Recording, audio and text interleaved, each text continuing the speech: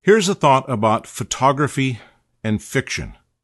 And in particular, I want to discuss the work of Wright Morris. If you're not familiar with him, he's a terrific photographer, photographed mainly in the 40s and 50s, probably far better known as a novelist. So he has the advantage of being a writer. And as a novelist, he wrote fiction. He also did, I think, 3 fascinating books. I have 2 of them here.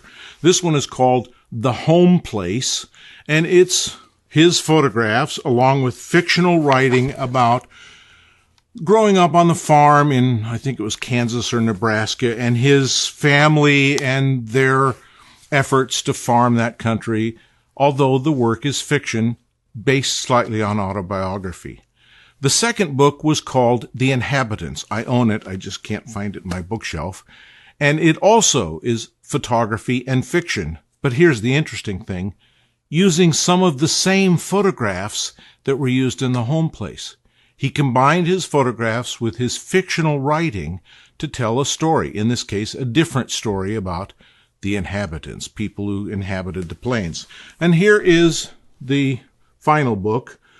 This isn't a series, but it's 3 books from the same photographs called God's Country and My People.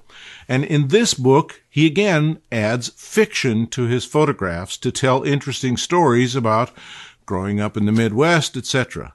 3 books, 3 sets of text, all different, all telling different stories, but in many cases using the same photographs. Isn't that fascinating? And what could we do with our supposedly documentary photography and straight photography and etc. to combine it with fiction and tell interesting stories? I love this concept.